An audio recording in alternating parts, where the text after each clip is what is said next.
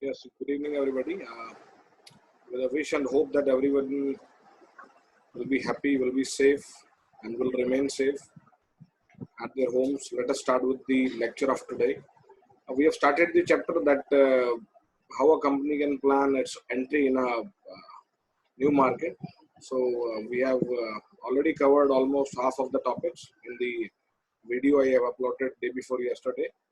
So today, let us start with the topic again.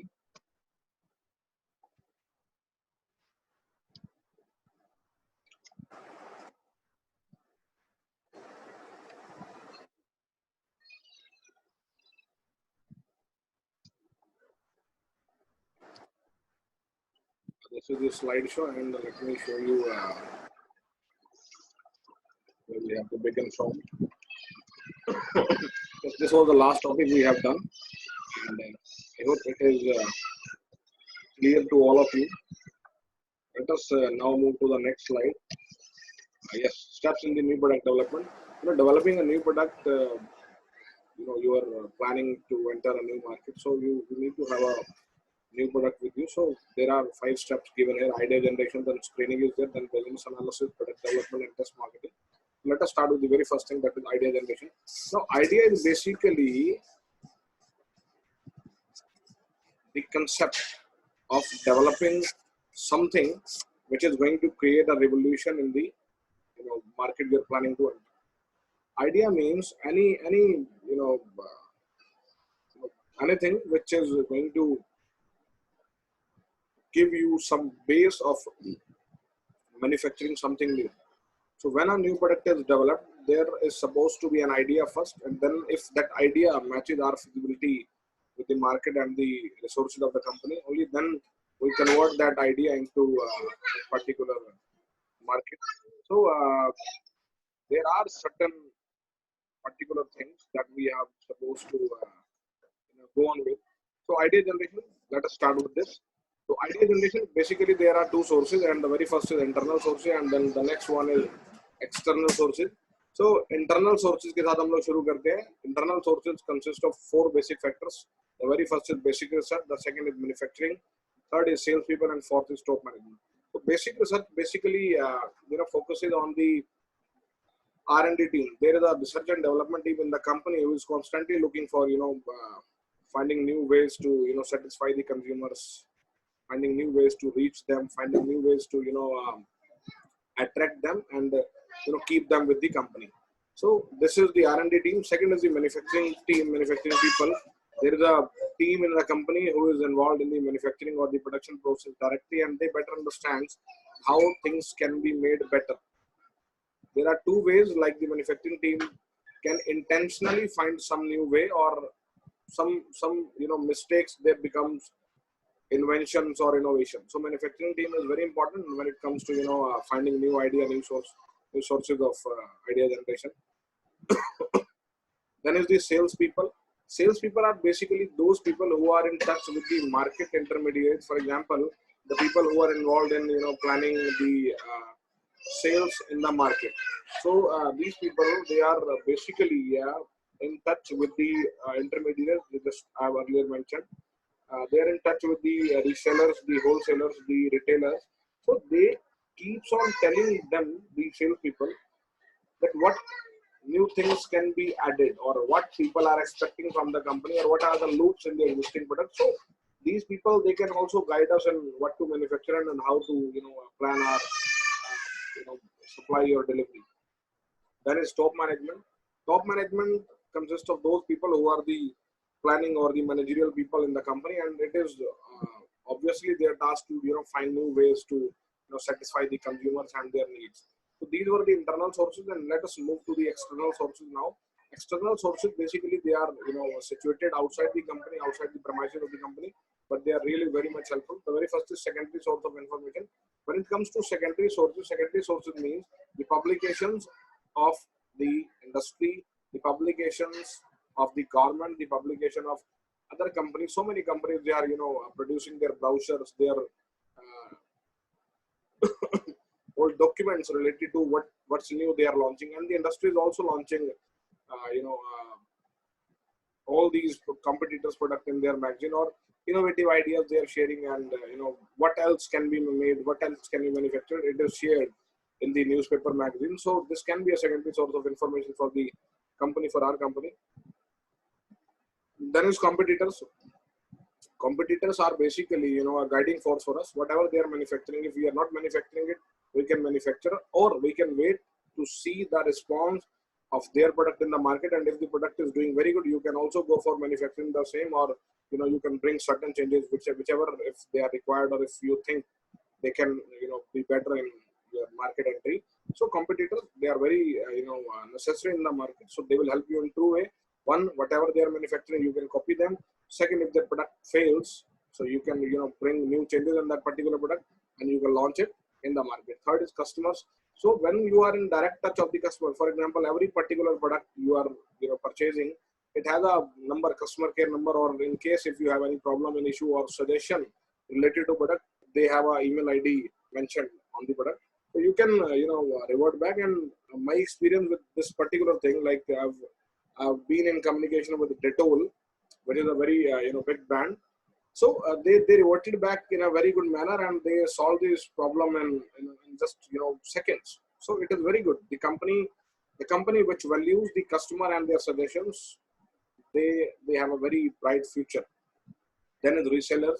The retailers can tell you, the wholesalers can tell you what are the issues with the product, what are the best or what are the worst things about your product. So they can also give you an insight or the idea about what changes you can bring in the, you are supposed to bring in the changes in the product. Sorry.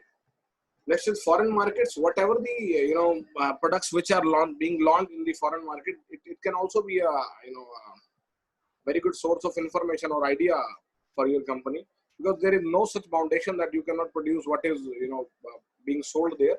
So many times it is a very good idea, because it moves in this developing and underdeveloped nation. So you can copy the developed nations model or developed nation product, and in India we have seen that we have adopted so many things from the Western world. And the last is inventors. There are independent inventors who kept on doing, the scientists or the industrial scientists who kept on doing new things and finding new ways to satisfy the customer and customer needs.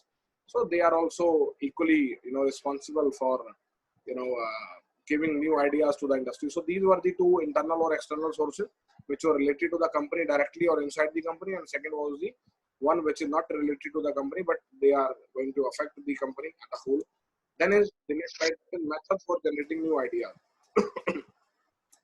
How we can generate new ideas, what else can be there? Very first is focus groups. Focus groups are basically the intended groups with a moderator, and the moderator keeps on asking, keeps on discussing things that how you you can be felt more satisfied, how things can be improved, how your requirements can be taken at the next level. So this is a group where the moderator is guiding them. Moderator is keeping a very close eye on them, and he tries to get the best from the consumers out, from the group he is moderating out. And this idea is very good, and it has been used. We are using, the industry, the market is using this idea since 1950s.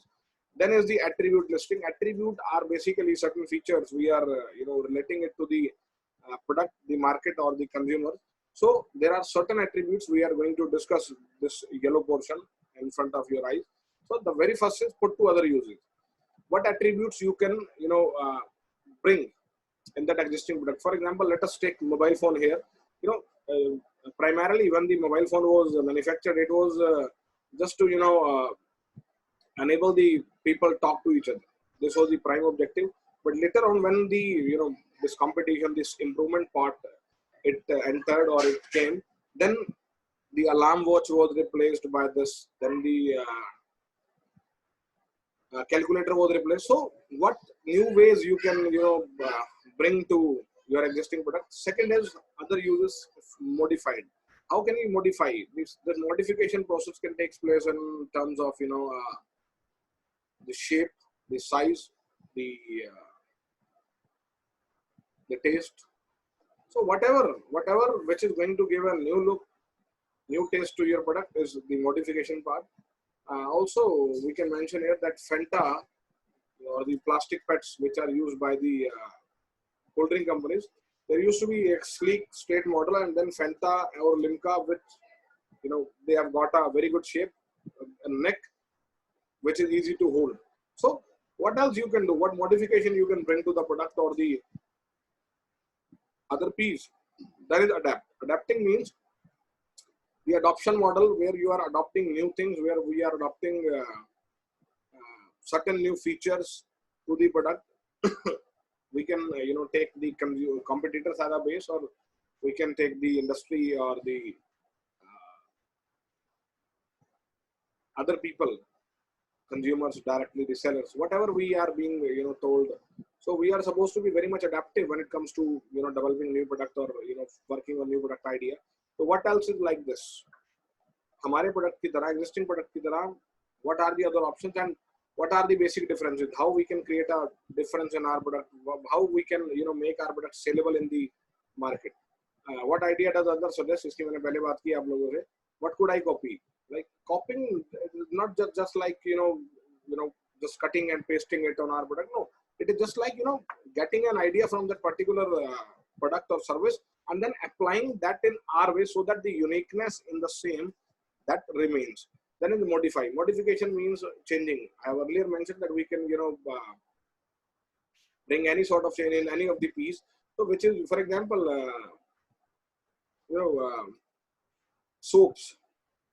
Earlier, not just earlier, it is even today that the soaps are being sold in individual quantity, 1 soap, 2 soap, 3. But most of the companies, they have they have changed the strategy. They are giving four soaps pack, 3 soaps pack with a label that buy 1 at 15, buy 3 at 40. So you are going to save 5 rupees. So this is what modification is. Modification can be done in any of the piece, and whatever the company deems fit. Then it magnify. Magnify means the additions or the sparkling effects you can add to the product.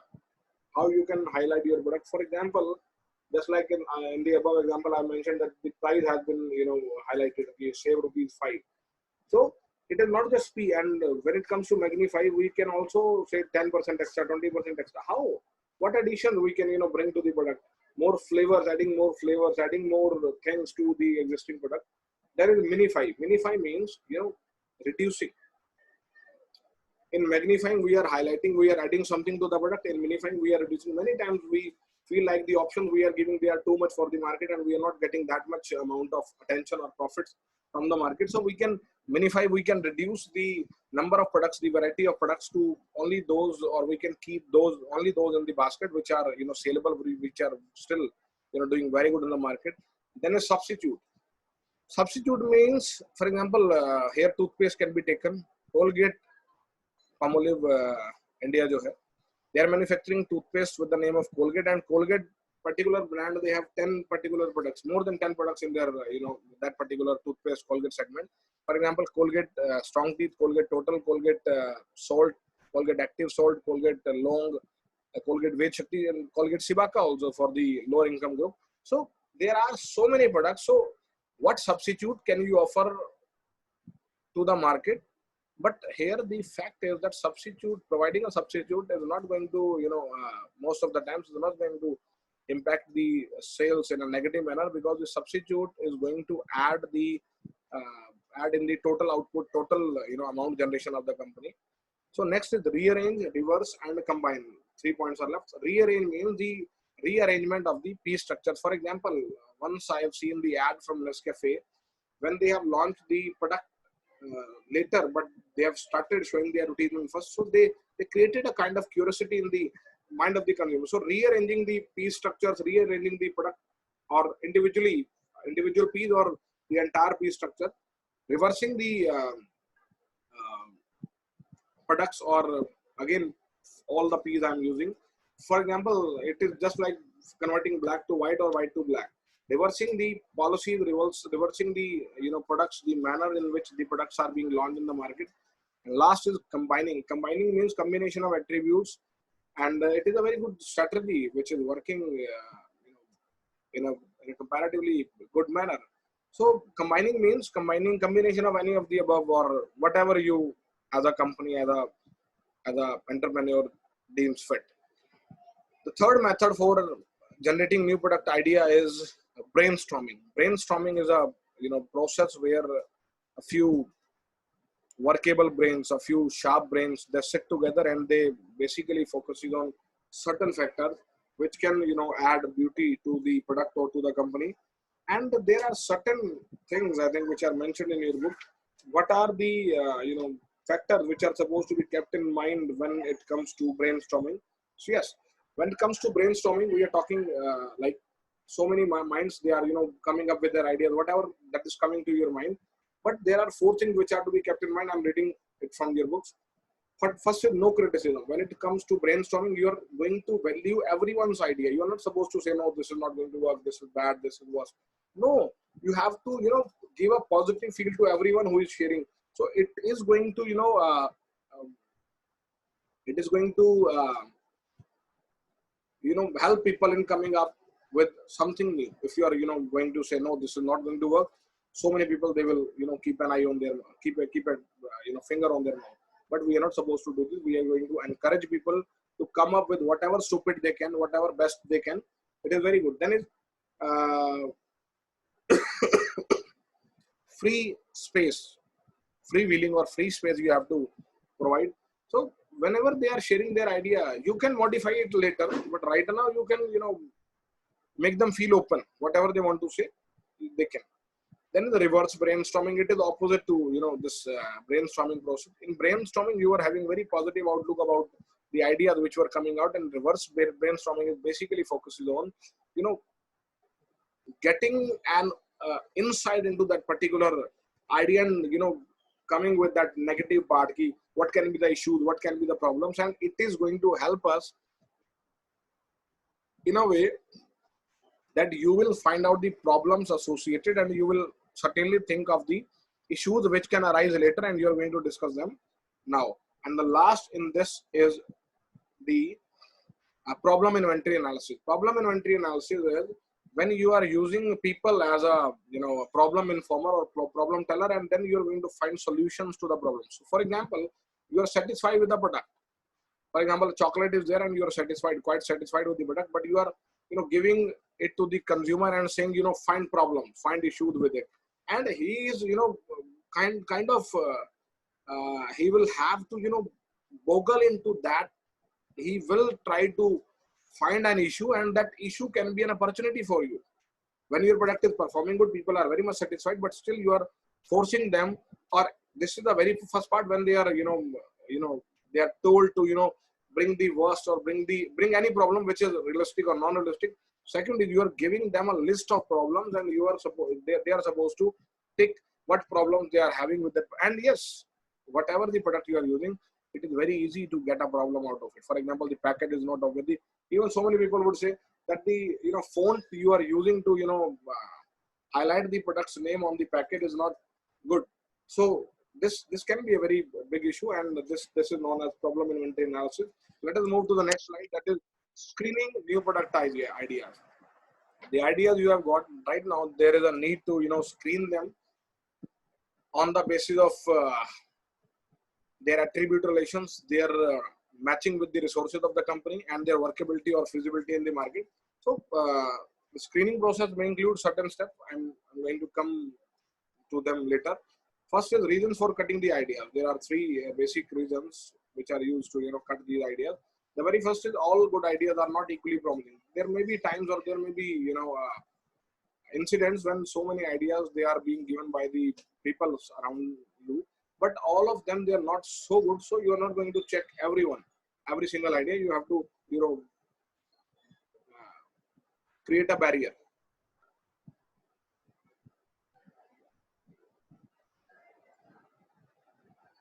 You have to create a barrier at every single stage, and you have to after every barrier you're supposed to make only those who are workable or who are feasible, which are feasible according to you. Then is the resource constraint. Resources are very limited in a company, so you cannot waste your resources on feasibility checking of every idea. So you have to actually focus on what are the ideas which are workable, which are feasible, which are acceptable, which are adaptable by the company, and which are matching to your resources. We are not supposed to choose wrong or a separate path. Whatever we have to be very clear with that. If we have to match the resources with the existing idea or the coming idea, then it's not possible to convert every idea into reality. It is actually not possible to convert every idea into reality, because on an average, every 60 ideas, they comes up with one feasible idea. So after every 60 idea, from every 60 idea, you get one feasible idea. So it is not possible to convert every particular idea into reality. So you have to be very clear with all these things. I don't think that there is anything left with this particular topic. I'm going to keep an eye on your book. So next is the screening procedure. How you are going to screen the idea. The very first is checklist method, and then is the idea rating method. Look, in a company where so many people are there, and so many people, you have to get their confidence and get their acceptance actually while manufacturing, or at least you have to make sure, because when you have a team which is saying that yes, this is going to run, you have more confident rather than the team is saying no and you are saying yes. So this is very important to screen it properly. So we have two basic methods. One is the checklist method. Second is the idea rating method. Checklist method is basically when you have established a checklist. I'm going to read what can be the factors in the checklist. Professor H.R. Hamilton, he gave 9 significant factors which can be considered on 5-point scale, 5 to very good and 1 to very poor. For example, one idea, I was supposed to include it in the slide here, but due to certain things, I don't know why or how, but I can send it to you later. So first is sales volume future growth. If you are expecting much future growth, then you are going to rate it 5, or if you are not, then 1. Then is type and number of competitors. If there are high number of competitors, then 1, or if there are very less number of competitors, then 5. So you have to rate this particular checklist. We have already given you. I'm going to read now the components of the checklist. One is future growth. Second is type and number of competitors. Third is technical opportunity. Fourth is patent protection. Fifth, raw material requirement. Sixth, available manufacturing capacity. Seventh, potential profitability. Eighth, similarity to existing business. And ninth is the effect on present products. So these are the 9 checklists. So you are going to rate them, and then you have to calculate what is the total rating, and the best will be the suitable one, and which will be taken further. Then is idea rating method. Now ideas will be given rating on certain grounds. Those certain grounds can be matching with the company, the marketing facilities available with the company, the personals available with the company. For example, you are a FMCG company, and again you are establishing a company, or you are going to expand your company by saying that we are going to manufacture tiles. So the personal requirement is totally different. So this is what the screen procedure is, and you have to be very clear about all these things, because right now if the decision goes wrong, then it can create a problem in the coming future. Then is the business analysis. The business analysis part includes the demand analysis, the cost analysis, and the profitability analysis, because all the effort you are going to do is because of the profitability part. So the very first is demand analysis, in which we are going to analyze the demand, the present demand, the future demand, or also we can say that whether it is going to have a constant demand, a seasonal demand, or favorable or unfavorable demand. So demand has to be judged on a particular pattern. Then is the cost analysis. What is the present cost of the product is, and whether that is going to suit your company's resources, company plant and machinery or not. Then is profitability part, which is very important. I have earlier mentioned also how much profitability is there. For example, you are taking risk of so many factors. Are they equally profitable or not? Then comes the next step, that is product development. You are going to develop the product, whatever the quantities you wish to. Then comes the test marketing phase. You are going to select a particular target market with limited number of buyers or consumers. You sell the product, then you distribute the product free samples to them, and you have to judge the response from the people. And if the response is better, if the response is good, then you can look forward for the next step. Let me see if there is anything else in test marketing which is to be told. No, test marketing is just done. You select a target area, select target consumers, you circulate, you sell the product to them, and then you have to judge on the basis of their response. You further decide that whether you are supposed to commercialize it or not. Test marketing is very important because it if the product is having certain issues, then you can improve them without launching it in the entire market. Test marketing gives you a further improvement time before getting in the market to the whole customers. It is very important. So if test marketing reports are very positive and the customers are very much satisfied with all the P components, then we are going to start with the commercialization process and the product is launched in the market. Let us move to the next slide first. That is why new product fails. It is very important to check, because out of every 100 products, 90% they gets failed. So there are certain issues. The very first is lack of product uniqueness. Uniqueness is the attribution of difference in the product, that whether the product is having some sort of differences in terms of any of the P's from the competitive product. If yes, then the product may run in the market. But if the product is same as the other products in the market, then there are chances. Why like people should be given a point. Why shall they shift their demand from that product to your product? There is poor planning. Your planning of launching the product, if it is poor, you cannot reach them. You're not able to convince them, or the structural errors which you have, which you have failed to, understand, or which you have failed to implement. Poor planning is also results in the failure of the product. Then is poor timing. Poor timing means when you are launching the product.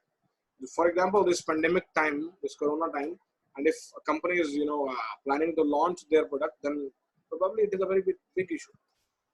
You cannot expect the product to become a very good performer. So what is your timing in the timing of your entry in the market? For example, if some company is manufacturing winter clothes, sweaters or blazers, and if they are making their entry in March, April in India or in North India, they cannot expect a very good response in that particular time. So you have to be very clear about what time you are entering the market. Then is misguided enthusiasm. Misguided enthusiasm is when you are just overwhelmed with what you can do, but we are ignoring the response or the conditions of the market. So misguided enthusiasm, where you are not understanding the realities of the market and you are just going with what you are feeling or what your peer group is telling. Then is the last step, that is product deficiency. And this is what we have discussed in test marketing, that if there is any deficiency, that then it can be judged in the test marketing part, and then this deficiency part can be removed. But if that is not judged there and you have launched the product in the market, and if the product, once the product is rejected by the market, there are very less chances that it will again going to gain that particular credibility or goodwill in the market. Then is how to achieve success in new product development. When you are launching your product in the market, how you can achieve success? First is market requirements. It is very important to study the requirements of the market. For example, what region is that? What is the requirements of the people? What is the expectation level of the people? What is the existing problems with the competitive products? What else you can, so that is why the term market research came into force. You have to be very clear about what the market needs, and only then you can, plan or think something to satisfy them. Then is marketing requirement. Marketing requirement simply means the tools and techniques which you require to study the market, to manufacture the products, to sell the products, to different logistics solutions. So whether you have studied the same or not. For example, your product is very good, but you are suffering from issues related to logistics, you cannot run the business in that particular case. Then is top management support. Look, you cannot expect your product to be a top performer on the very first day of this launch, but instead it takes time. So whatever the time part is there, you have to be very clear about the support of the management. The top management, if they are very positive, They may help you. They will help you in establishing a better rapport in the market. But if they are negative, for example, they are going to judge the performance of the product with the very first month performance. So it is not right. The product may take time, and many times it may take years. Then it's good external communication. When you are launching the product, you are supposed to create a revolution kind of thing in the market, that everybody should speak of this. TV, radio, or whatever tool you have, the standouts, the banners, the posters, the signboards, the neon boards, whatever the external communication you can use, you should use. Then is diligent development work. Whatever you are doing, it should be taken step by step. So it should be having a very close relation with what you are manufacturing and what you are selling, and you have to keep the faith of the people on you. Let us move to the next slide. So coming back to the last one, the consumer adoption model process or model. So the very first, this green part, awareness, interest, evaluation, trial, adoption. Look, it is not like that you are coming to the market and the consumer will just go to the market and buy the product. No, first it comes the awareness state. When the consumers are getting themselves comfortable or aware of some new product in the market, then the stage comes when their interest started generating in that particular product. Then they evaluate this existing product with the product they are actually using. Then trial stage is when they buy the very small quantity of your, for example, let us say about a surf, packet of surf. So it is available in 1 kilogram, half kilogram, 100 grams. So for the very first time when you are going to buy this, you are not going to buy a 1 kilogram pack. You will take a risk of 10-20 rupees. ₹10 वाला हम 100 ग्राम का ले लेंगे, and then we will use it, and then we'll see whether it is usable, further usable or not, or whether it is actually satisfying the customers in the way that's being told in the advertisement. And the last one is the adoption stage. Adoption stage is when the person is very much satisfied with the product and they just adopt it, and it becomes their first preference in their preference list. And the next, in the yellow part, I have stated the ADAS model of advertisement, measuring impact of advertisement, which is closer to this awareness stage. First is attention, then interest, then desire, then action, then satisfaction. The very first thing is when the customer is getting attentive toward the product by the awareness, the company is spreading, the advertisements are spreading. Then interest, which is common in both the green and yellow portion. Then evaluation, which is converted into desire. Then trial, which is action, and if satisfaction, then it goes to further purchase, further buying.